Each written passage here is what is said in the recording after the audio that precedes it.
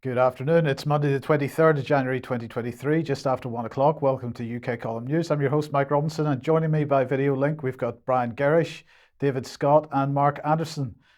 Brian and David, obviously, in Scotland. So, well, we've got lots to get through today. So, we'll start off very quickly with the Truth Be Told event, which took place over the weekend.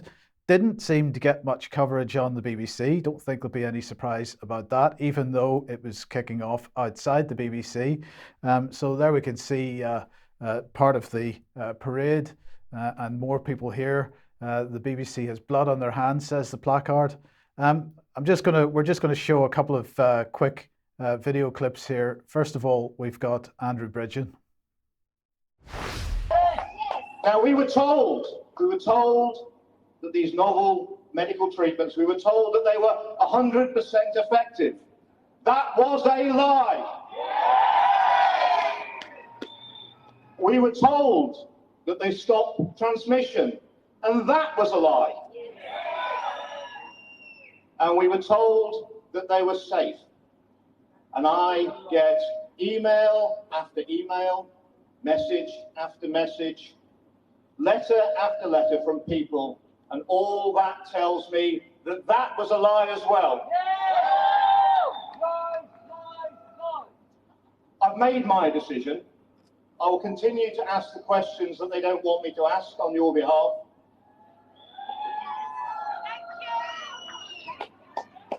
I think we still live in some sort of a democracy. Brian, I'm not certain whether Andrew Bridgen was saying that tongue-in-cheek about the democracy comment, I mean. Well, I hope he was, because it's very clear we're not living in a democracy. I mean, there's just no doubt about this anymore. Something else is governing the country. We have said on many occasions that essentially there's been a coup, but it's not a democracy running this country. Interesting you use the word coup. We may be coming on to that a little bit later in the programme. But anyway, Matt Letitia also gave a short presentation. This is from the side, so not quite as good audio quality. Well, there is a little bit of swearing in this. But anyway, let's have a listen. Because understandably, they thought that they were doing the right thing by their government and by their fellow human beings. So you would think that having done this, and sadly suffered extreme reactions and even death, that the government would be the first in the queue to say, what can we do? Yes. But they weren't the first in the queue. In fact, they're still not even in the fucking queue. David, any thoughts? Well, firstly, I'm amazed at the BBC. We know the BBC are not the finest journalists in the world, but that was outside their front door. They have covered the Andrew Bridgen case, his suspension, Mark Hancock attacking him in detail, and there he was outside their office in front of a huge crowd of people, making a speech, and yet not a word. It's completely missing from the BBC website. So I think that, for a start, is a stunning omission, and it demonstrates the BBC are now in a position where they can no longer tell the truth because they're too frightened to. And some sort of a democracy. Alex and I, when we were last in Scotland at the previous meeting in Motherwell, were discussing whether or not it's a cryptocracy, a rule by hidden hands, or a kakistocracy, rule by turds. And that's a debate that's going to go on, I think. It is indeed. Now, if anybody wants to watch the full stream, it is on Children's Self Defence TV, so chd.tv. You'll find it on the front page there if you look for London Truth Be Told rally, giving a voice to the injured and bereaved. But let's bring Mark Anderson onto the programme. Mark, and well, over the last couple of weeks, we've been talking about an organisation called One Health, and you've done a bit of digging on this. Yeah, the Lancet, the noted health journal, medical journal, is explaining One Health in depth here. And you might recall I mentioned this as I've been exploring the World Pandemic Treaty that's slowly under development maybe more quickly than we think. And looking back at WHO meetings back this past October and everything since then, this concept kept coming up: one health, one world. And the Lancet is explaining in depth here what this is all about. They put out a online posting that consists of an editorial, 4 reports, and a summary comment. And the what we're seeing here on the screen is an excerpt of the 4th report, the 4th out of 4 of them. And this says here, and I'm reading the main narrative, which ties into the next slide: the apparent failure of global health security to prevent or prepare for the COVID-19 pandemic has highlighted the need for closer cooperation between human, animal, domestic, and wildlife, and environmental health sectors, which is very significant.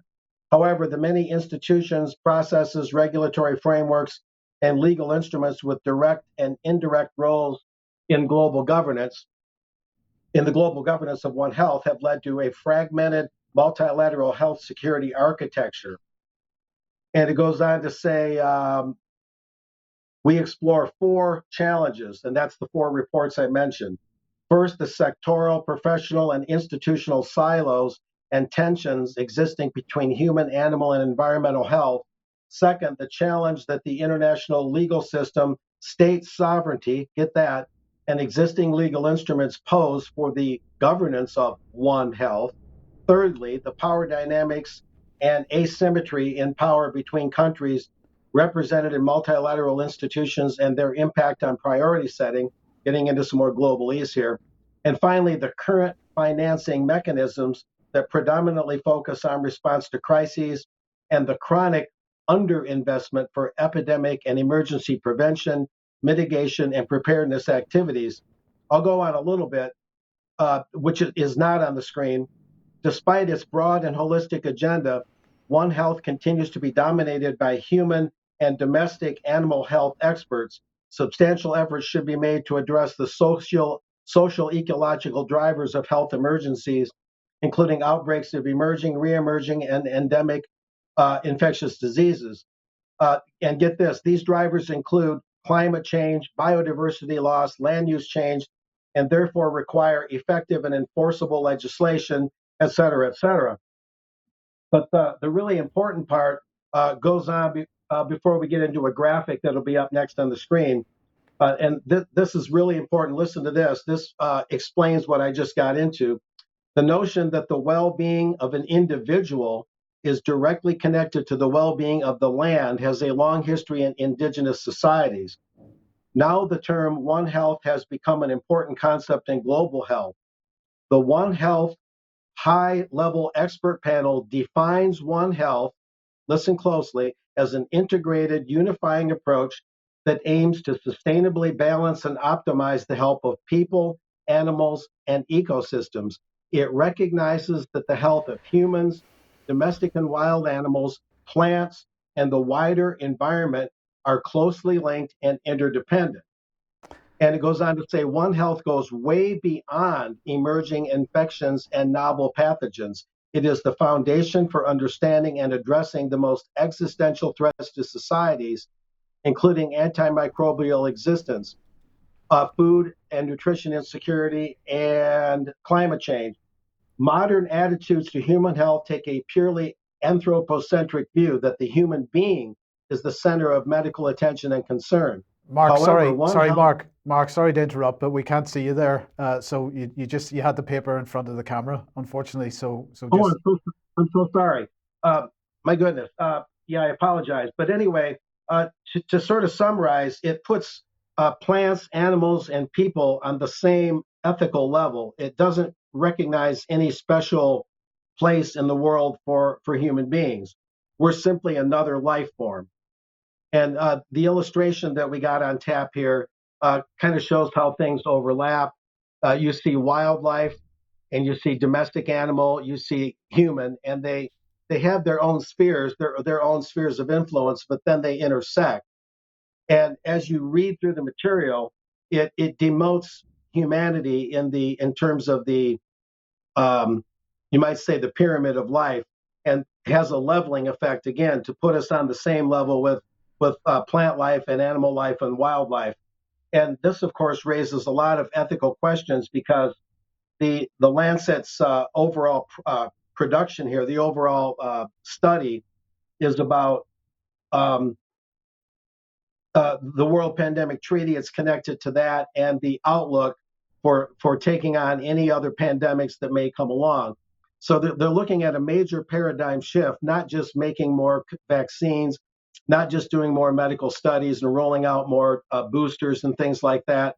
They're actually reorienting how we look at humanity in the fabric of life. And it says here, the extent to which an international health treaty, human, animal, or plant, affects trade is linked to its success. Treaties that financially penalize states, despite good implementation, show the conflict between national interest and a public good. I'll go down to the main emphasized part in bold. However, prioritizing the national economy above IHR commitments might have negative health externalities, including suppressed reporting, delayed action, diluted outbreak response, and eroded public trust.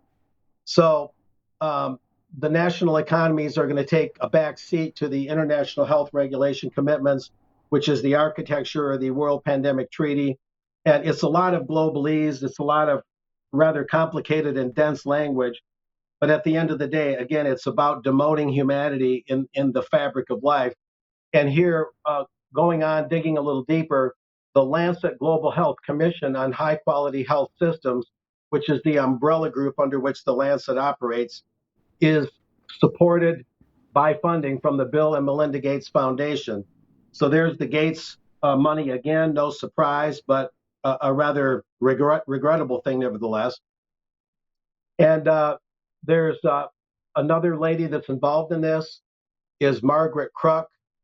There's a little something about her. The Lancet Global Health Commission on High Quality Health Systems in the STG is a group of 30 academics, policymakers, and health system stakeholders from 18 countries. The commission will review current knowledge, produce new empirical work, and offer policy recommendations in a report to be published in late 2018, et cetera, et cetera. But it just shows Margaret E. Kruk. She's the commission chairman. We can move on from there. And Margaret Kruk is professor of health systems at Harvard T.H. Chan School of Public Health. Dr. Kruk's research generates evidence on how health systems can improve health for people living in low-income countries. That's just a little something about her. Moving on from there, the Lancet, we'll talk a little bit about the Lancet itself. It's a weekly peer-reviewed general medical journal, one of the oldest of its kind. It is also the world's highest impact academic journal, founded in England in 1823. The journal publishes original research articles, gets into seminars and reviews, editorials, book reviews, correspondence. The Lancet's been owned by Elsevier since 1991, and its editor-in-chief since 1995 has been Richard Horton. It has offices in London, New York City, and Beijing. Moving on forward from there. Elsevier is a Dutch academic publishing company, which includes the Lancet, and it's part of the RELX group. And researchers have criticized Elsevier, I hope I'm saying that right, for its high profit margins and copyright practices.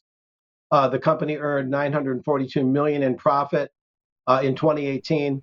I won't get into all those details, but it has been accused of some wrongdoing. And here's Richard Charles Horton, the editor-in-chief of the Lancet. He's an advocate for the World Health Organization, so there's not a lot of objectivity there. He was the first president of the World Association of Medical Editors, past president of the U.S. Council of Science Editors. He was appointed to a research and analytical management panel as a senior associate of the Nuffield Trust.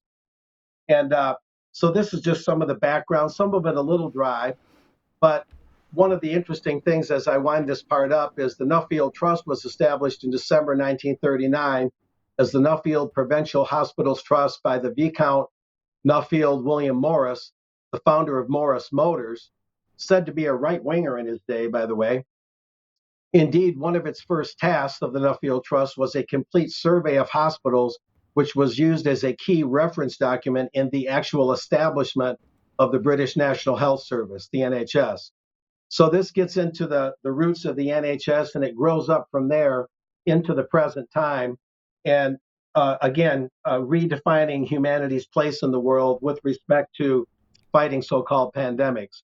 So this gives a picture of what One Health is really about. I know it's kind of a lot to absorb right now, but do you guys have any comments or observations? David? Yes, I was fascinated by the use of the word balance, because it's not just that they're equating human health and wildlife health and livestock health, but they're talking about balancing these things. Now, a balance, it brings to mind a seesaw, and one side goes up and one side goes down. So are they saying, well, for the good of the planet, we're going to have to make at some point humans less healthy? Because on balance, this is a good thing. I find it very strange language indeed. Any thoughts, Brian? Well, my thought on it is that we are now starting to actually, I'll call it the regime, see the regime emerge and understand what the regime really wants. But from my take on what Mark Anderson has just covered is that absolutely mankind is to be reduced to the level of just another animal.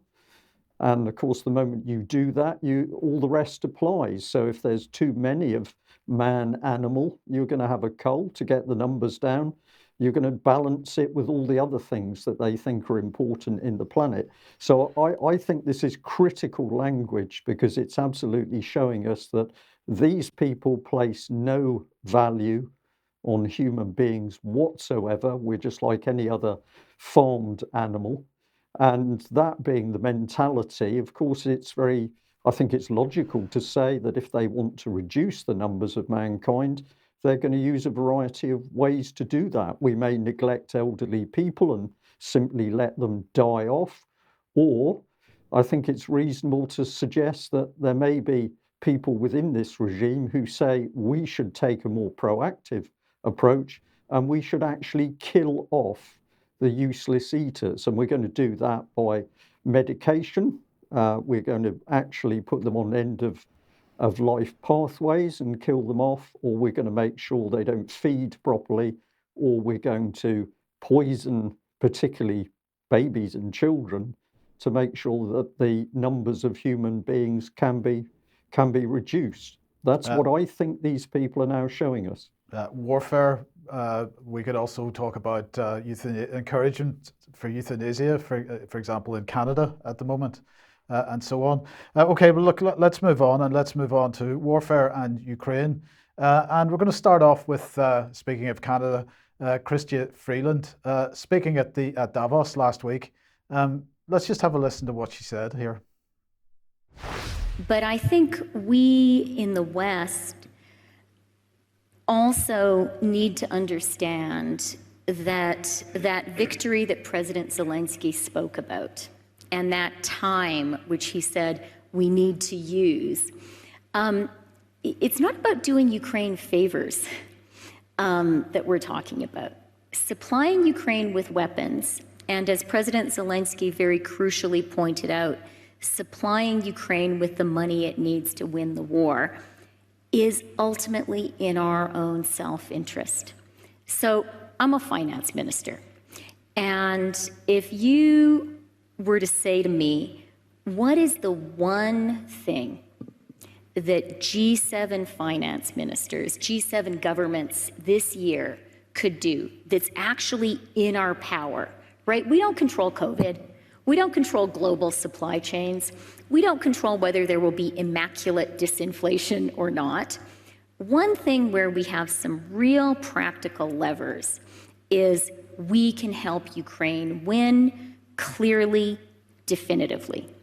And if we do that, if that happens this year, you know it as well as I do, Fareed, that would be a huge boost to the global economy. Sorry, I should have said before we put Chrystia on, of course, she is the Canadian finance minister. So we're going to fund and arm Ukraine in order to push forward and develop the global economy. That seems to be what she's saying. Certainly what Maria Zakharova thought. Here she is. She said the granddaughter of the Melnikovist from the Nazi-allied Ukrainian insurgent army, who in recent years has repeatedly reminded herself of herself by open support for the Nazis in Ukraine and Russophobic statements. Canada's Deputy Prime Minister and Minister of Finance, Chrystia Freeland, has stated publicly that Russia's defeat would be a huge boost to the global economy. This is a 21st century war for resources, plain and simple. So that is Maria Zakharova's attitude to this. Just to make the point about Chrystia Freeland and the Nazi connection, here's Consortium News from a couple of years ago, of 2017, in fact, the Nazi skeleton in the closet. Freeland's grandfather, according to Canadian sources, says Consortium News, her grandfather graduated from Lviv University in Western Ukraine with a master's degree in law and political science. He began a career with the Galician newspaper Dilo, published in Lviv. After the start of World War II, the Nazi administration appointed him to be editor of the newspaper News of Krakow. So strong connections there between her family in the past and literally the Nazi party. David, perhaps it's a stretch, perhaps it isn't a stretch, we don't really know, to say that maybe it's unfair to say that she feels the same, but this is certainly her background, and the support for that section of Ukrainian society has been pretty clear over the last several months. Well, she's a finance minister. This is how she identifies. She didn't identify herself as a Nazi. She identified herself as a finance minister, looking at international finance and international economics. So let's look at her economic prescription for a healthy economy. It's victory, not peace. It's victory. Which economic program does that remind you of? It's essentially the same as the economic program of Nazi Germany, which was a lot of public spending and a lot of boosting of the economy to a point where it was about to collapse, and then invasion of surrounding countries, and the solution to economic woes was going to be victory. So at least in her economic policies, if nothing else, I don't know what's in her heart, there are similarities there that are concerning. Yeah, okay, thank you for that. Now, also at Davos last week, Boris Johnson was there, of course, and well, he was very thankful that the Pinchuk Fund for hosting the Ukrainian breakfast at Davos. The session, he said, demonstrated the unity across nations that Ukraine must and will win. We must ensure that Zelensky has the tools he needs to finish the job. This is the moment to double down. And so, doubling down indeed, the following day, he heads off to Ukraine to be the guest of Mr. Zelensky. And here's the Defence of Ukraine tweeting out, "Friends like these," this is Boris Johnson, "are worth more than a squadron of tanks. We're glad to welcome Boris Johnson to Ukraine, a person who's been with the Ukrainian people since day one." Before we move on to the issue of tanks, Brian, what are your thoughts on Boris's trip, his continued support? What's he up to here? Well, that's a good question, Mike. What is he up to, and who's he working for? Is he there representing the British government, or is he there working for people behind the scenes, the globalist masters in Davos themselves, maybe? What is he doing there? Who's paying for his trip? Is this through the Foreign Office, effectively, or is this a private trip for private discussions with Zelensky? The key bit is that the UK public doesn't know, and we need to know. But what he isn't doing there, we can be 100% sure of. He is not calling for an end to the fighting. He's not there to protect lives. I think that he's gone there because they are now desperate to try and keep Ukraine fighting. And as we shall see in just a few minutes, the reality is that Ukraine is losing, and they are starting to lose badly. The cracks are appearing. So Boris has been sent in order to try and shore up the Zelensky regime, this is my opinion, in order to keep the fighting going. We've got bankers there. You showed the lady. She's not interested in peace. She believes that if they can continue the fight, there can be economic, monetary benefit out of it. These are very dangerous individuals. Right. Well, you asked the question who funded it, so let me just mention that the person who funded the breakfast at Davos was Viktor Pinchuk Foundation. Now, Viktor Pinchuk is a Ukrainian businessman oligarch worth something in the region of $1.5 billion. But his foundation, just to give an idea of the background here, supports and works with a variety of partners, including the network Yalta European Strategy, created to promote Ukraine's European integration. Also, the Clinton Global Initiative, the Kiev School of Economics, the Tony Blair Faith Foundation, the Brookings Institution, the Peterson Institute for International Economics, the Israeli Presidential Conference facing tomorrow, and the Legal Clinics Legal Aid projects of the Renaissance Foundation. So perhaps that's where he's getting the money from, Brian. Well, you've nailed it down there. Every time we look into our politicians and what they're doing, yes, they might be working inside the national government system part of the time, but the rest of the time they're deeply involved with think tanks or trusts or overseas groups, whoever those may be. And those people are completely unaccountable. I think we are now absolutely in the phase where national governments have been subsumed into this globalist structure. And when we see the politicians, the chosen few, because it's clear that the rest of them don't understand what's going on, but when we're looking at the chosen few like Boris Johnson, they are simply now being used as the puppets for the globalist policy. And of course, to do this needs huge amounts of money. So we're looking at the hedge funds, we're looking at the huge non-governmental organizations, Bill and Melinda Gates, Tony Blair, to name a few. Yes, well, let's come on to the issue of tanks then, because the tank saga continues. Here it goes.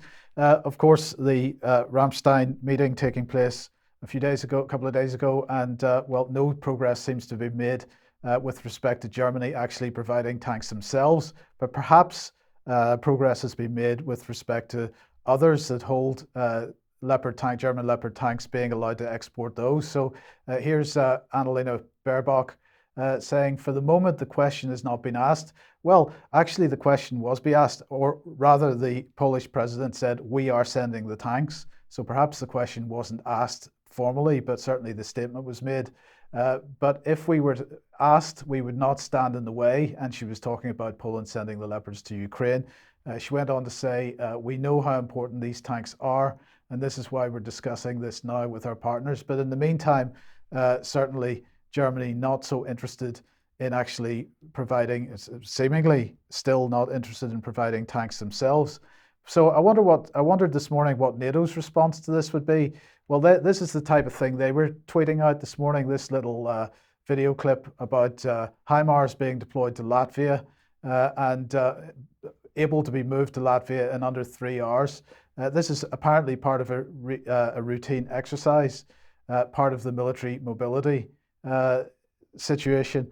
But as well as that, they were pushing out other little reports all about the multinational battle groups defending the eastern flank, and very proud of the fact that since 2014, and I think that's an extremely significant date, David, I don't know if you've got any comments on this, but since 2014, NATO has increased its troops in the eastern part of the alliance.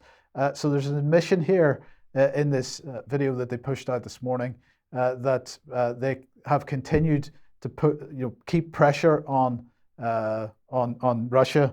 And so, there are these little short recognitions from time to time from NATO that they have actually sort of effectively caused what's going on in Ukraine at the moment by this constant pressure pushing eastwards. Well, there certainly has been constant pressure, and 2014 is obviously the date when the pressure and the political initiatives in the Ukraine cranked up to an altogether new and higher level.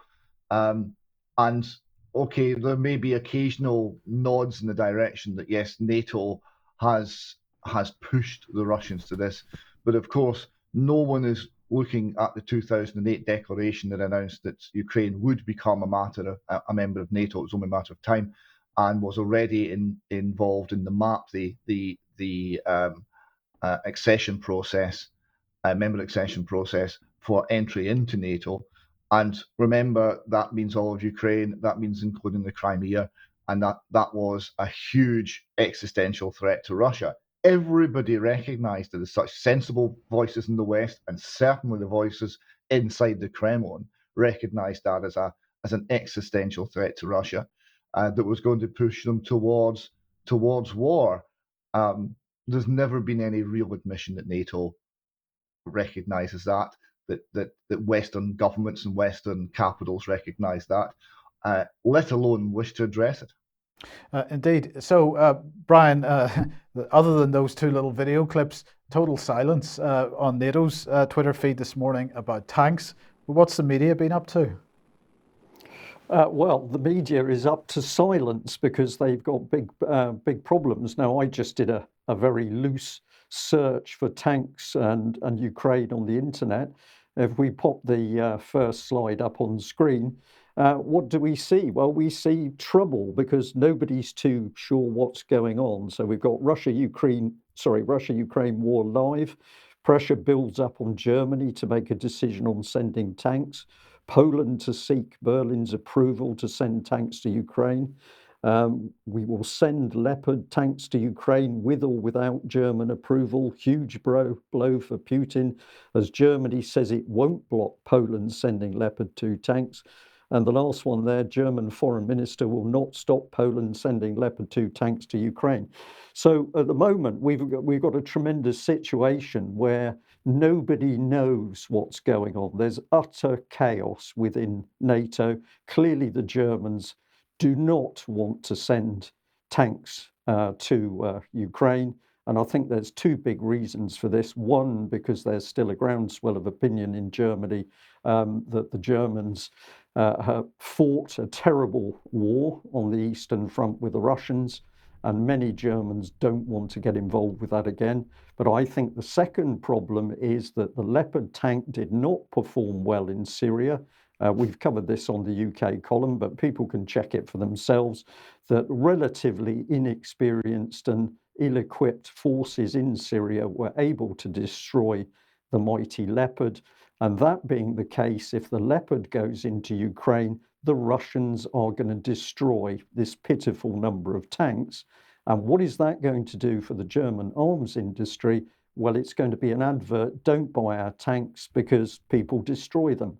And that, I believe, is the key reason why the Americans don't want to put the Abrams tank into Ukraine. Yes, it's very heavy, and that's a problem on soft ground. And the ground is still soft in many areas. But the key bit is that when those Abrams tanks go into Ukraine, the Russians are going to destroy them. And the pictures of those destroyed high-tech, supposedly NATO tanks, is going to wreck the arms industry. So part of what's happening here, I think, is political within NATO, but you can be sure that the military-industrial complex is pushing very hard that they don't want those tanks to go in. But here's the real stinger.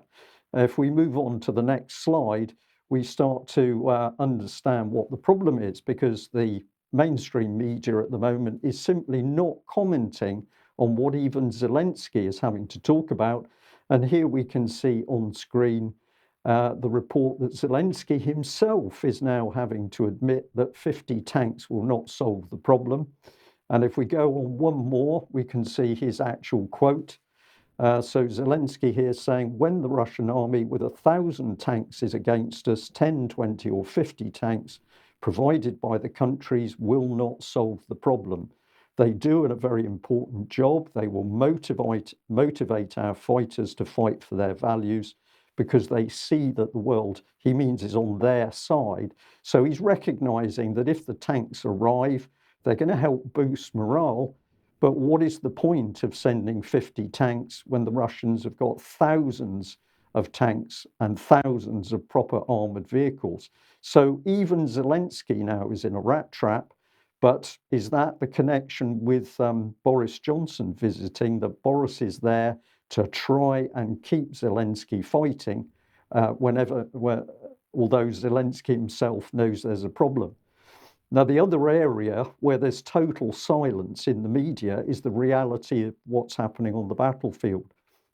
And the reality is that the Russians are now starting to make major progress. They're beginning to break into the second defense layers in Ukraine.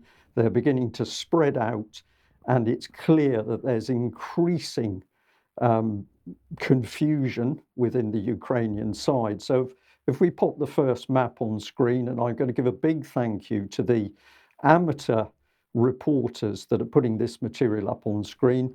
But we've got a map here showing Bakhmut, which is top right on your picture. And the key bit is that Bakhmut is now surrounded. It is cut off by Russian fire systems.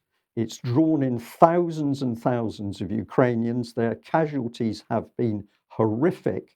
But the Russians can play as much time as they want because the supply routes to Bakhmut are now cut off. And if you look at the red down in center screen or down towards the southwest, bottom left of your screen, this is indicating how the Russian forces are now moving very quickly through the rear areas of the Ukrainian defense. So the Russians can wait as long as they want. They don't need to sacrifice thousands of troops to take Bakhmut. Bakhmut will fall because the Ukrainians can't resupply it. And if we go on to the next one, I've just taken some clips from a social media channel that I have found to be very accurate. And I've tried to keep this as simple as possible. But you've got some arrows on screen giving a general indication of how the Russians are now moving forward. I'll do the one on the right of the screen first, because this is showing how the Russians have cut off defenses to the north of Bakhmut. The one on the left of the screen is showing what's happening in the southwestern sector. And if we go on to the next two map slides, we've got advances around New York. Yes, that is the real name of the place. And also defenses around the Solidar area. So Solidar, still not recognized as having fallen by the Ukrainian propaganda, but the reality is that the fall of Solidar was the key piece in the puzzle for the Russians. This has allowed them to surround Bakhmut, and they can take their time until those soldiers either fight to the death or surrender. But the key bit is that the Russians are moving through the rear areas. And if that wasn't bad enough, the Russians have also started to attack in the Zaporozhye region. This is the central southern front in Ukraine. So on screen, if you look at the left map where you can see the red line, the Russians are pushing forward. Now, many people say, oh, but the Russians are not doing very well because they're only moving a few hundred yards, sometimes a day or half a mile. But the reality is the Russians are doing this deliberately because they are minimizing their own casualties whilst inflicting maximum casualties on the Ukrainians. And just before I come back to you, Mike, the key thing about the Russian attack in this area is this is the very area where Zelensky has been boasting for a number of months that the Ukrainians were going to counterattack and drive south right down to Mariupol. So the Russians have now demonstrated that all of this is complete nonsense. And the reality is that we have breakdowns starting to occur, silence in the BBC and the Western media because they daren't report the truth from the battlefield. I'll just come back to you before I move on to what the BBC has to say. Well, I had one question in my mind, and that is this. The Russians are taking this approach to the situation and they're moving forward quite slowly. But in the meantime, they're, absolutely doing huge amounts of damage to the personnel of the Ukrainian army. And in the meantime, the West, who says that they are backing Ukraine to the hilt, are not providing Ukraine with the weapons that they need to actually provide a reasonable counterattack or to make progress themselves.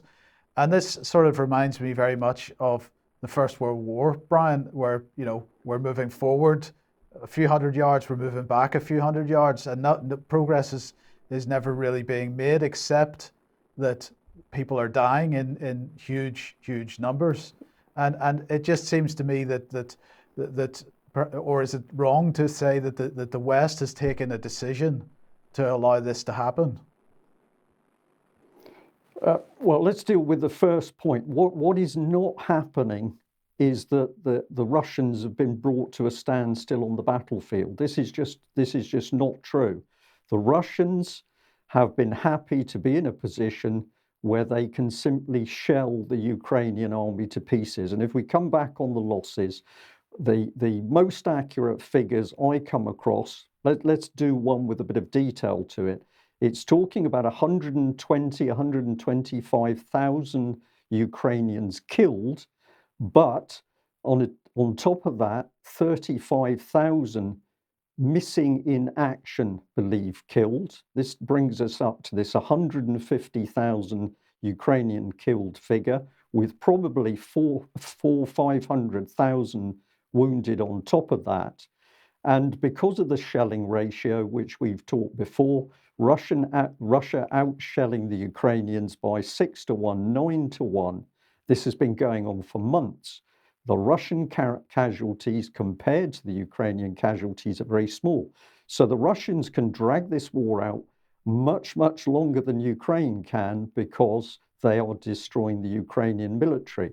The other factor is that it is clear the Russian army has made a decision it's going to minimize casualties in the Russian army, and therefore they're working through these defended areas which extend still in many places behind every hedgerow, every small village. The Ukrainians have spent years producing these defenses.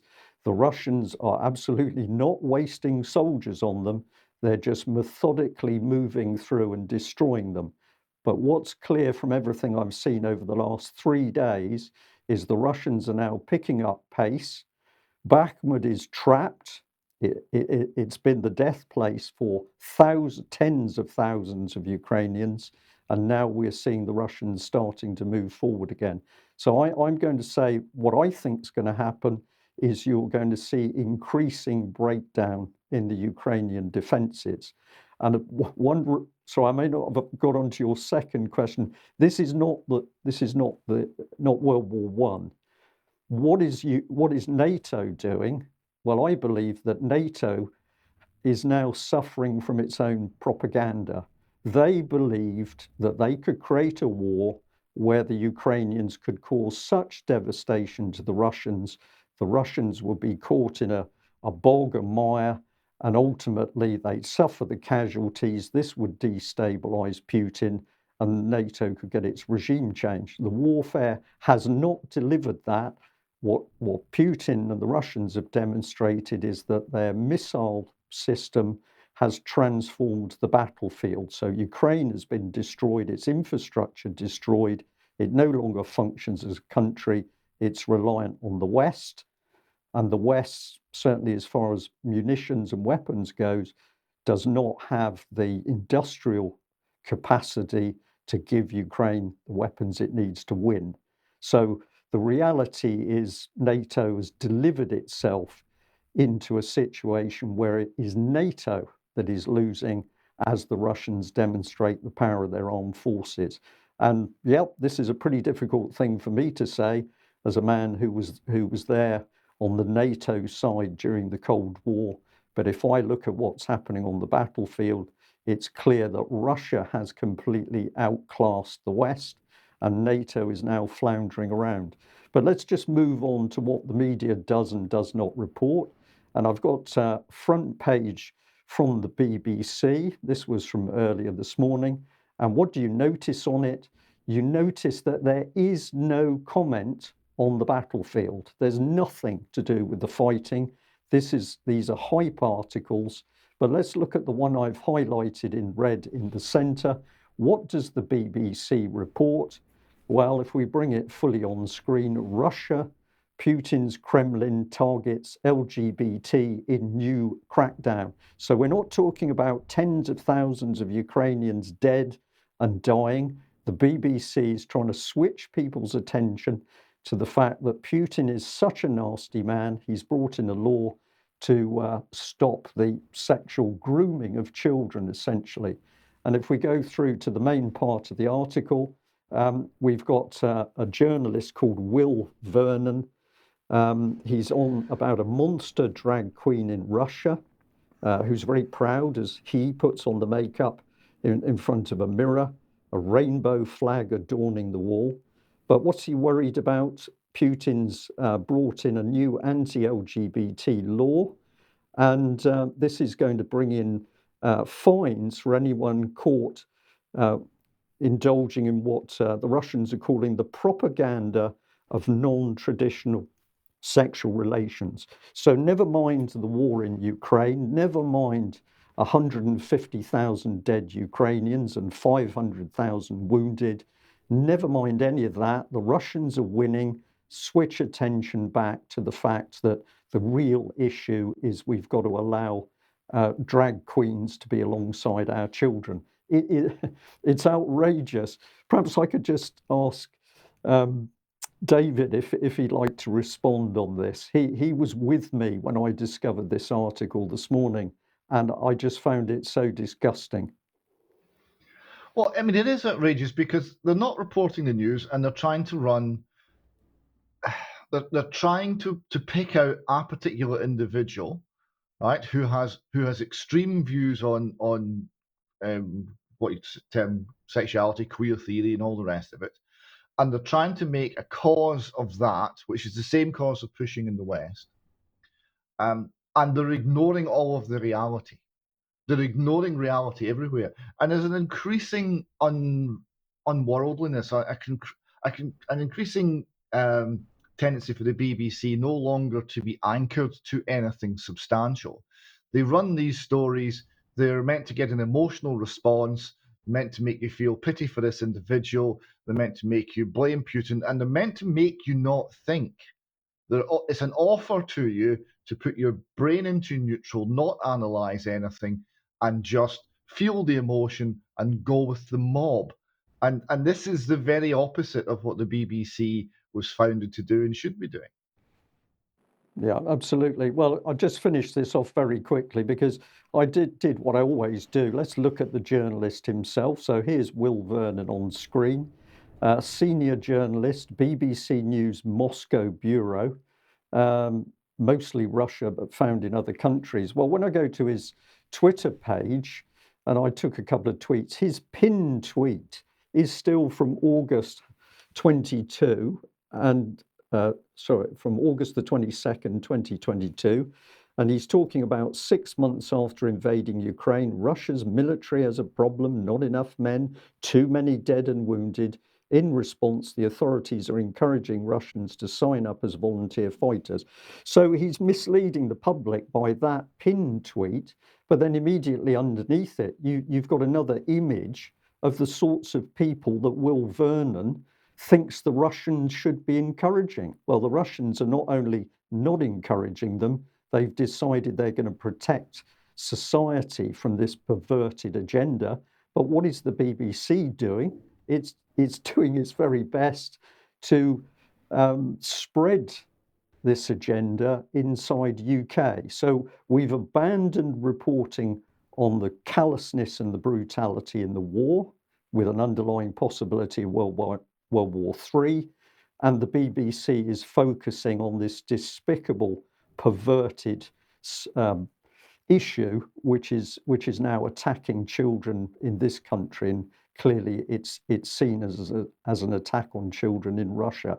So I think we've got to say, many years ago we thought the BBC had reached the bottom of the barrel, but we're now watching the BBC just rolling in the gutter. Despicable organisation. Yes, okay. If you like what the UK column does, never mind the BBC, and you'd like to support us, and please head over to community.ukcolumn.org. Your ongoing support would be very much appreciated. You could pick something up at the UK column shop, but please do share material that you find on the various platforms. Now, David, similar topic, strangely enough, but you wanted to highlight some letters to the editor. Yes, this is published on the UK Column main news channel, main news website at the moment. Letter to Editor. this was in response to a report on 9th of January regarding Scotland's legislation to ban conversion therapy. So this person writes, I'm a sociologist and I've been a researcher on adult sexual attraction to children, and I published 2 books on the topic. During my research, men in the community, often unknown to any authorities, contacted me confidentially to say they were sexually attracted to children and thus defined themselves as paedophiles. Some of these men understood the harm that adult sexual contact with children causes to the children, and they did not want to act on their urges. They wanted help and therapy. One man described how therapy had enabled him to move away from his paedophile identity, and he's now happily married and no longer finds children sexually attractive. Other men told me of the horrific fantasies they had, but were at the time managing to keep under control. So she asks, would such men now be supported and affirmed in their paedophilic sexual identity under the new legislation proposed for Scotland? Even were this made more would this make them more likely to act on their fantasies? Would they be denied therapy that aimed to alter their sexual behaviour? And she continued, I predict the next step will be an engineered form of children demand the right to sexual exploration with whoever they choose, including adults.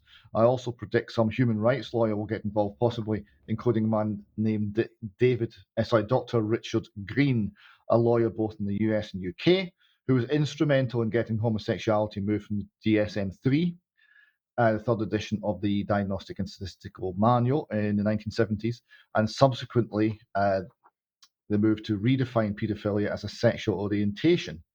The DSM definition is now an illogical mess.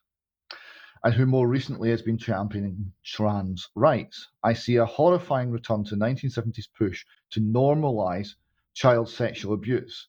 It needs to be countered as strongly as possible. You won't believe how powerful this movement has been in academia for many decades. Very worrying statement. On a follow-up email, she said, in every population, as far as we know, an unknown percentage of people, mainly men, find themselves with a fixed involuntary sexual attraction to children. Very simplified, cultures can broadly respond in one of 4 ways. 1, no big deal. 2, oh, what fun. 3, you're sick and evil, we hate you, you're an evil monster, you're going to offend, it's only a matter of time, there's no help available, you and the children are doomed. Or 4, okay, we understand it's involuntary attraction, you didn't choose it, but you can choose how you respond. We will encourage you to come forward, offer therapy to deal safely and harmlessly with your sexual attraction and shift it to an attraction to adults if we can. The corollary is if you choose to offend, you will be punished severely. No culture currently offers option 4, although charities, some charities in the UK do base their conduct on that. It's probably too late for our culture overall now to act responsibly. We seem to be set on shifting from options 1 and 3, neither of which could ever protect children effectively, to option 2, which is absolutely disastrous for child protection. Now, this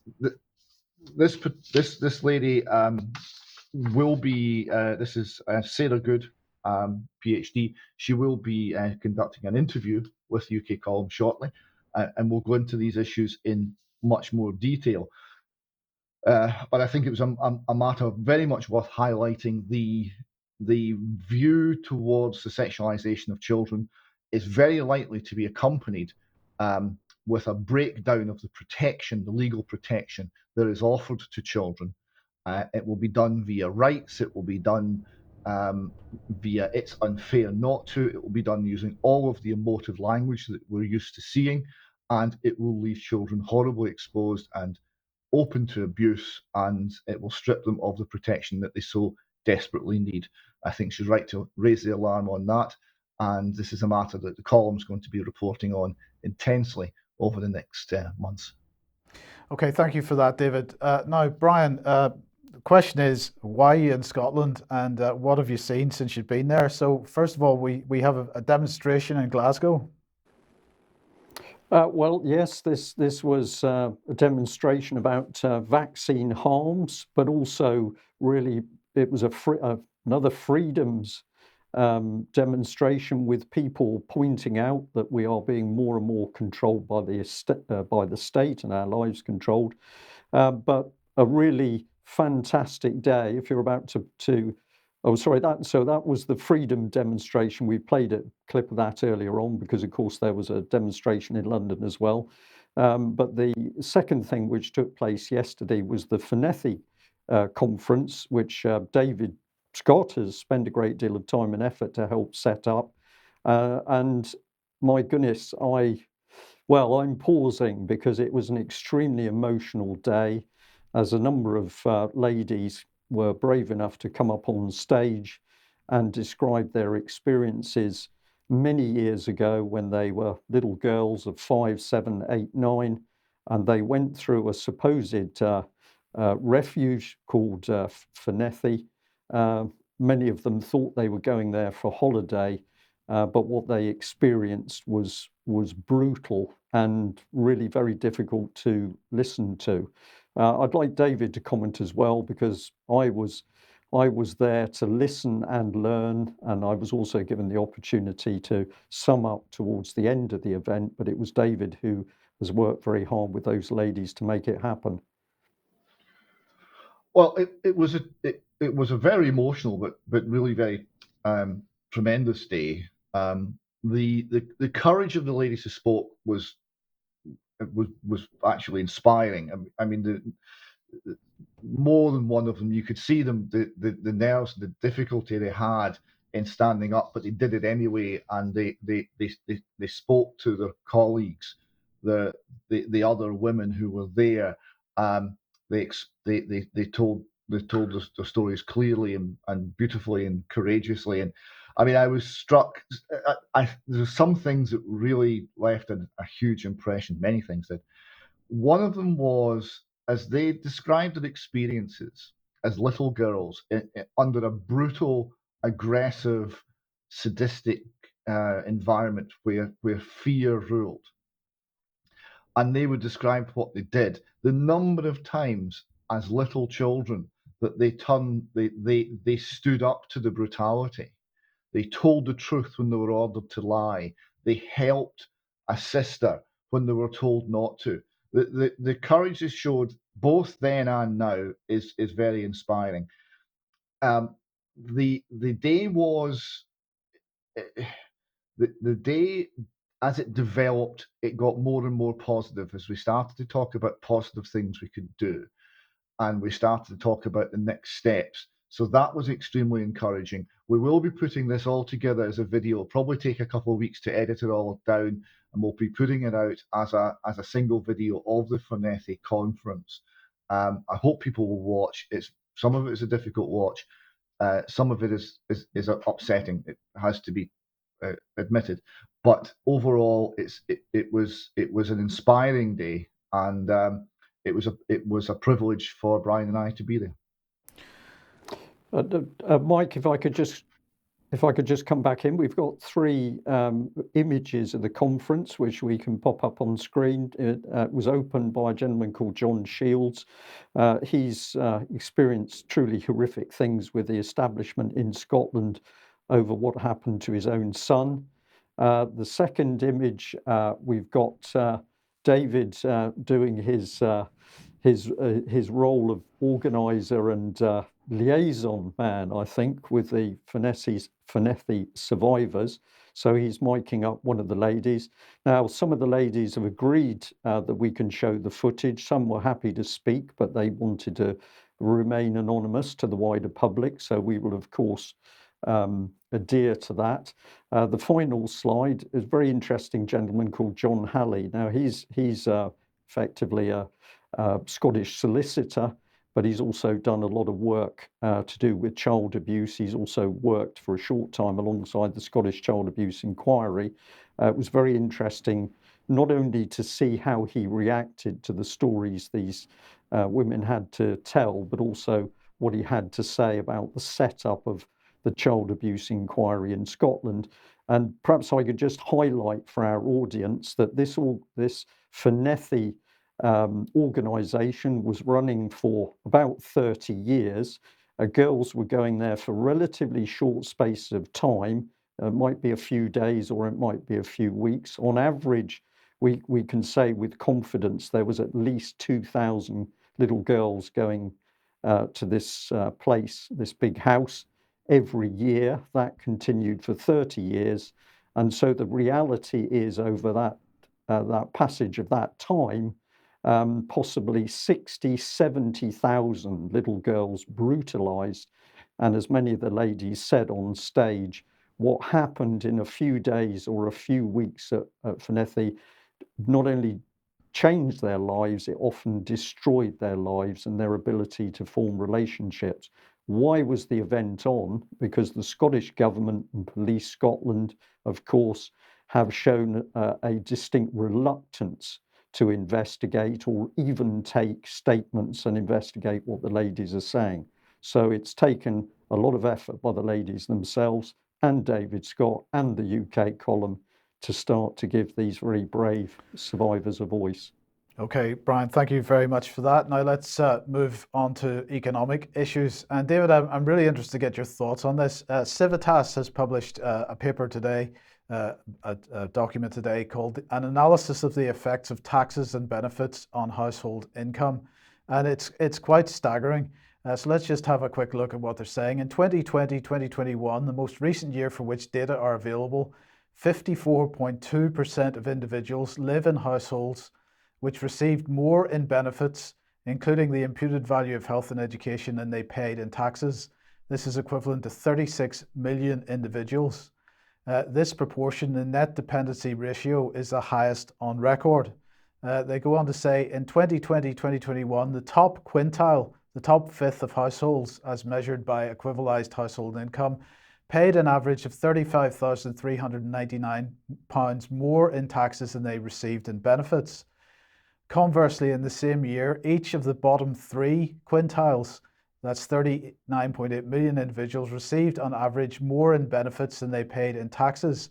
This meant, so they had an overall average transfer of £12,033. So the bottom quintile had, so if we just put that back on screen a second, please, Stephanie, the bottom quintile had £17,000, £17,648 extra income than they paid in taxes. The second from bottom had £13,469 extra income than they paid in taxes, and the third quintile, £4,983. And so, David, my question to you very briefly is, how is that sustainable? Well, it's not, Mike. But firstly, the left, the Green Party, etc., will say it's not enough. They'll say soak the rich, tax the rich more. These people, they need to pay their fair share, right? And it's quite clear that they're being destroyed by the taxation system. Middle class is being stripped out. It will no longer exist very shortly. We're getting into a point where it's diminishing returns, because the more they tax the productive and successful parts of the economy, the smaller they get. The power to tax is the power to destroy. But actually, worst of all, is the effect it has on the poorest parts of society. The destruction, the moral destruction of the poorest parts of society, the dependency culture, the hopelessness that all of this breeds is cruel. This is a failing system. It's a system that is running on empty, and it cannot be sustained. But it's not sustainable. It's not just about cruelty, is it, David? Because of course, if you've got a significant proportion of your population absolutely dependent upon income coming from government, there's very little scope for protest or any opportunity to say anything about the government, because the danger is you have your income taken away. Well, it used to be called bread and circuses, and it hasn't really changed much since Roman times. One of the big problems with democracy is once people figure out they can vote themselves other people's money, it's all over bar the shouting. But one of the biggest problems we have is the state control. How many people accepted the COVID lockdown and all the rest of it because they were simply habituated to saying yes to government, because government was the big daddy that was handing out all of the goodies. So they're not going to object. It's buying people's loyalty. It doesn't work as an economic system, but it does work as a control system. Okay, well, staying with economy then, let's head over back up to Scotland and transport. Yes, several things on transport. So, Transport Scotland here have announced that we're going to drive less. 20% reduction in car kilometres by 2030, they say. So this has been decided. No one's asked us, but we've been told by the great and the good. Now, they justify this in an interesting way. Transport is Scotland's biggest contributor to climate change, emitting over a quarter of all greenhouse gas emissions. Within this, the largest share of transport emissions comes from cars, amounting to 38%. The predominance of private car use, therefore, cannot be overlooked. So they're going to cut private car use because of global warming. And they quote some figures, but they're not really thinking it through. The level of CO2 in the atmosphere is 0.04%, 400 parts per million. 3% of that comes from man-made CO2. The rest is natural. Of that 3%, Britain produces just under 1%, about 0.9%. Of that, Scotland produces about 9% of that. Of that, transport is 25%, as Transport Scotland have said. Of that, cars is 38%, and of that, they're going to reduce by 20%. And if you multiply 0.04% by 3%, by 0.9%, by 9%, by 25%, by 38%, by 20%, you get the grand total in CO2 reduction due to Transport Scotland of 0.00000000185%. Right? This is a justification based on nothing. Right? There is no scientific justification for this whatsoever, but they're pushing it nonetheless. Now, if we go then to the next aspect of this, which is the 20-minute city, 20-minute neighbourhoods. The big issue here, reporting the statements by the Transport Secretary in Scotland, who said that they're going to use planning reforms, have been approved this week, to create 20-minute neighbourhoods, to prioritise tackling the climate crisis and reaching net zero. Tom Arthur, who's the SNP's planning minister. Now, again, there is no reason or logic. This is just blind adherence to a faith. But it's very interesting to note that it's the planning system that's going to be used. The next slide here, Arthur said the new framework was one of the most important changes since the modern planning system was introduced in 1948. So this is not minor. This is huge. 1948 Town and Country Planning Act was a huge reduction in personal liberty in this country, and this is another one via the planning system once again. He added that it will support the development of communities in the economy, quote, in ways that are both sustainable and fair, end quote, none of which really means anything. These are code words. These are emotive code words relating to the agenda, not relating to anything real, quantifiable, or logical. Another aspect of this from Dundee City Council, who are changing for the future, so that's good news. Dundee low emission zone scheme has been introduced, and we've got a map of this, and the map shows the whole of the middle of Dundee. You won't be able to enter there if you have a car older than a certain age. It's a pretty new vehicle. So if you are maybe a less affluent and you've got an older car, and this car is important to you for you getting around, you're no longer wanted in the middle of Dundee, I'm afraid. And the BBC summarises all this: new planning rules to help hit Scottish emissions targets. So they're not actually Scottish emissions targets, they're global emissions targets imposed on Scotland and accepted by our lame politicians. So MSPs have signed off on new planning rules for Scotland, which aim to help hit climate change targets while cutting the use of private cars. So they're going to cut the use of private cars, they're going to limit our mobility, they're going to put us into 20-minute cities. They're not arguing for this case, they're just imposing it. And they are not basing this on anything real, because the difference this will make, CO2, global warming, however you want to express it, is absolutely minuscule. it's utterly trivial. Whatever you think the level of CO2 is doing to the globe, this is irrelevant. So this is an excuse for behavior modification. This is not anything to do with the climate. Indeed. Now, sticking with economy, but moving back to Russia again, I just wanted to highlight this tweet from the European Commission. David, this says, when Putin started his brutal war against Ukraine, the EU moved quickly and decisively. We've imposed 9 rounds of heavy sanctions against Russia, crippling its ability to finance this war. And of course, the UK absolutely pushing the same kind of narrative. But in the meantime, reality isn't quite the same. So here is a report here from December. Russia's crude exports to India up 14-fold, exports to China double. Russia focuses on other markets. And then we've got Reuters here. Russia posts record current account surplus of 227 billion in 2022.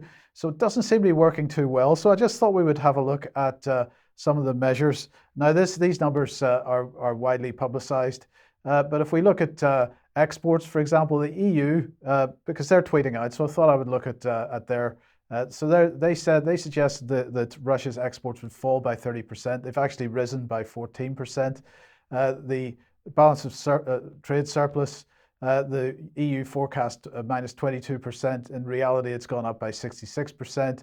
Imports, the EU said, would fall by 35%. They have fallen but by only 9%. GDP, the EU said that Russian GDP would fall by 11%. It has fallen but by only 3%. And if we compare these figures to what's going on in Western Europe, I think it stacks up pretty well. But then we got the ruble. Well, the EU didn't give any forecast on that, but that is up by 15%. So, David, sanctions are working well. Well, they are in Russia. We'll come to this next time, perhaps. Japan's not looking so good. There are many things we've been reporting on this weekly on the column.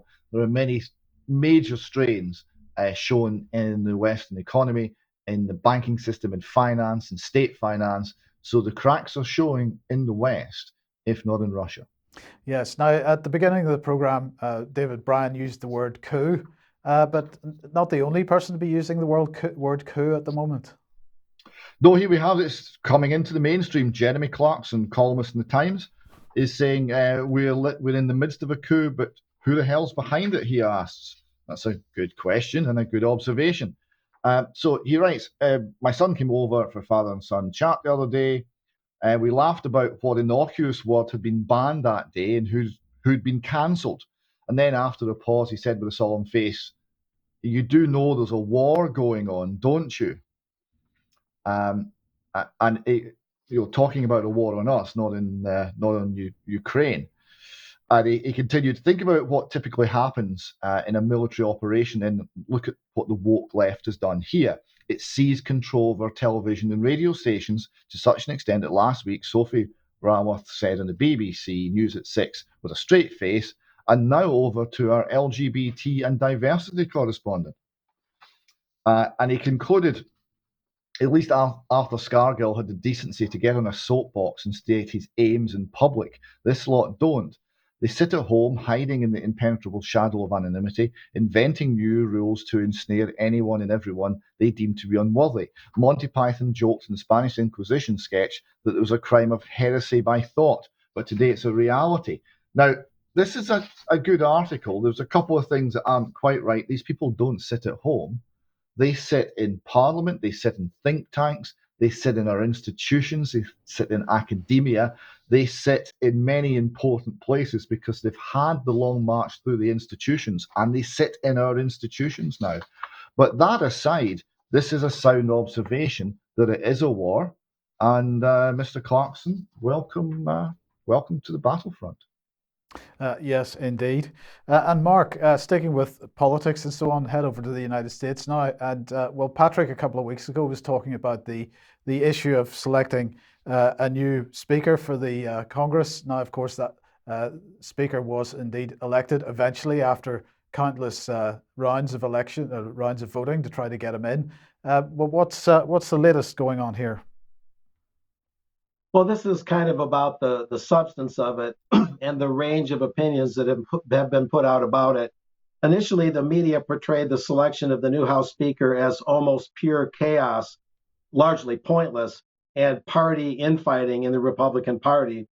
And what we're showing on the next slide here is an article at republicbroadcasting.org, where I do a weekly radio show. And this talks about the Freedom Caucus, which is about 46 key Republicans among 222 Republicans in the U.S. House. And that's compared to 212 Democrats. That's the current balance. But the Freedom Caucus, as Wayne Root is pointing out in this RBN article, there's a point to all of this. It's not just a bunch of pointless chaos. The Freedom Caucus made McCarthy the House Speaker, and it's dependent on a number of key reforms. Now, the next slide is you might say, the left-wing view or the center-left internationalist view on this. This is from the Brookings Institution. I won't comment much on this except to go to the next one after this. And this is what the Brookings Institution has to say about it. Unlike past factions that often occupy the political center, making common cause with minority party lawmakers, far-right Freedom Caucus members, there are 46 of them, generally hail from safe red, aka conservative seats, and often vote against large bipartisan deals. Some of them spearheaded efforts to keep former President Trump in office after he lost the 2020 election, and almost all of the returning members of the House voted in the wake of the January 6th attack on the Capitol to overturn the results of the presidential election. Once again, they're trying to say the conservative congressmen who suspected election theft were trying to overturn the results when, in fact, they felt the election had already been overturned and they wanted to correct that. So it's a constant mischaracterization of what went on in those November elections in 2020. Moving on, in this same slide, many Freedom Caucus members demanded that Republican leaders loosen the procedural reins. That's because in recent decades, House majorities have centralized authority over the agenda in leaders' hands. So even the Brookings Institution is admitting here that with the Freedom Caucus given Kevin McCarthy conditions to be House Speaker, the Speaker himself is not going to have so much power and so much sway over the House agenda. So let's say the House wanted to try and end the Fed or do something more dramatic. It might become a little easier to do more a paradigm-shifting legislation. And this is what the more conservative so-called right-wing writer William or Mr. Root had to say, Wayne Root, excuse me. And here's an intriguing perspective on the tumultuous process of Congress naming the new GOP Speaker of the House, Kevin McCarthy, from alt-writer Wayne Allen Root. Now Trump wants to be president again. Trump never saw the House Speaker as his calling. He was flattered by my idea to be House Speaker for a change, but he never wanted the job. House Speaker takes up too much time. Trump needs to be free to run for president again. So there's this rumor that Trump is going to run again. Trump plays chess at a much higher level. My idea, Mr. Root is saying, speaking in the first person, was a good one. Trump just made it happen in a different way. You see, Trump is the newly elected House Speaker, just not in name. In name, the title goes to Kevin McCarthy. But guess who got McCarthy elected? Trump. And guess who controls McCarthy's every move as House Speaker? The MAGA, America First, loyal Trump members of the Freedom Caucus. So this might sound a little fantastic on the surface, but this is how wide-ranging the views are on the speakership of Mr. McCarthy. On the one hand, that he's just a toady for a bunch of disgruntled right-wingers. That's what the left wing says. On the far extreme, you might say to the right, they're saying that he's actually acting in Trump's stead to kind of set the table for Trump to return to run for president again in 2024. And so that just kind of provides the perspective at the widest possible range, a look at the widest possible perspective on what's going on there. But moving on here a little bit more, and look at what McCarthy got, what they got McCarthy to agree to, allowing just one member of the GOP Congress to move to vacate the Speaker's chair, meaning if McCarthy doesn't keep his word to Trump conservatives, he's out on a moment's notice. McCarthy had to agree to give 3 members of the Freedom Caucus seats on the powerful House Rules Committee, including House outspoken Representative Jim Jordan of Ohio. The new draft rules McCarthy agreed to will prevent any new increases in spending. Any legislation that increases spending will never see the light of day. Raising of the debt limit will be very difficult, or at least, somewhat more difficult. And then to summarize, McCarthy also agreed to a requirement for 72 hours before any bill comes up for a vote, meaning that members now have time to actually read a bill before voting on it. Well, we can hope so. McCarthy agreed to allow floor votes on term limits and border security. Get that? I put special emphasis on that. So term limits and border security, like I say, more dramatic changes might get more attention and be more achievable. And summarizing here, McCarthy agreed to establish a committee to investigate the weaponization of the federal government, in particular efforts by the FBI and national security agencies to influence elections in favor of Democrats and punish conservatives. And finally, McCarthy's first act as House Speaker was to repeal funding for 87,000 new IRS agents. The Senate probably won't pass that repeal, and Biden doubtly pretty much would not sign that. It's doubtful that he would sign it, that is. And so, nevertheless, it's seen as a symbolic thing. The only other thing I'll add to wind this up is the Freedom Caucus's the Freedom Caucus's view on Social Security, however, I would say myself, in my opinion, is somewhat wrong-headed. They're talking about trimming it way back, possibly, always speaking of Social Security as an entitlement. But I took part in a economics conference back in 2011 called Economics as If God Mattered. And E. Michael Jones, the noted Catholic author, was there. And they talked about the fact that Social Security is deferred wages. It's the wages workers put into the system, and they indeed are entitled to collect and not have them arbitrarily cut. So that's the one, you might say, flaw or potential flaw among an otherwise pretty sound Freedom Caucus agenda. So this is what McCarthy had to agree to, and this really kind of shows the whole perspective on this whole issue. Yeah. Okay. Thank you very much for that, Mark. I know David wants to come back to you on that last point, but look, David, we're absolutely out of time for the main news, so we'll keep that for extra. But Brian, we're going to finish with a little bit of video if you'd like to introduce it.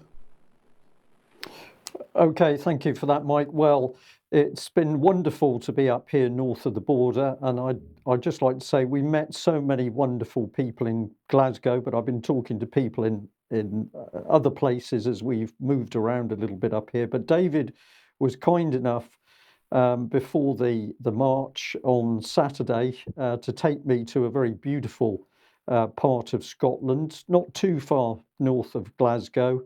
But we took a little bit of video clip because we thought we would like to share the peace and serenity with our UK column viewers and listeners. So this is just a little bit of video clip that I took with my phone, but I thought it was so wonderful, we thought we'd share it as they play out for today's news.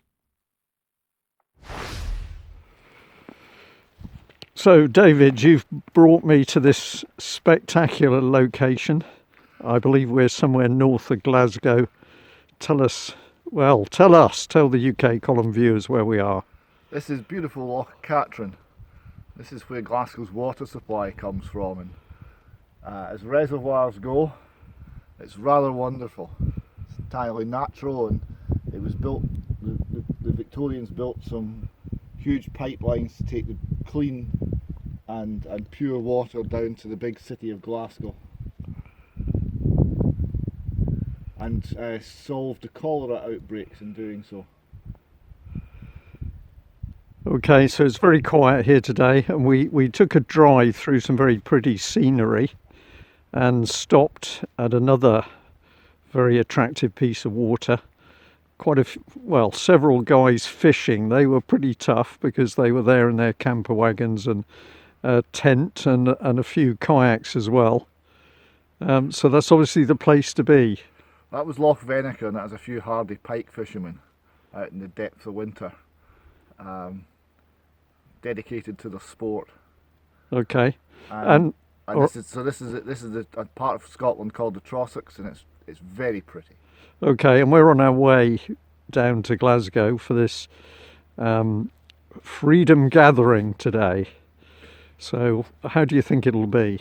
I really don't know. It's starting in Glasgow Green, and I actually don't know what to expect. This has been during the whole lockdown, during the jockdown, during all the oppression we've been through. These hardy souls have gathered at Glasgow Green very frequently to give one another support and encouragement, and they're still going there, and they're still talking about why we need to be free and what the state's doing that's making us increasingly less free. So we're going down for a chat, we're going down to meet some good people, and I really don't know what to expect, but it should be fun. It will be fun, and we'll take a part 2 for our audience, so stay with us. Okay, brilliant. Thanks for that, Brian. David, you were waving something at me, but I couldn't quite see what it was. Is there something you want just to mention briefly? I mean, very briefly. Well, just a reminder to anyone who's within travelling distance of Motherwell, we're meeting, UK Column is having a meet-up at Motherwell tonight, 6:30 for 7 at the Glow Centre.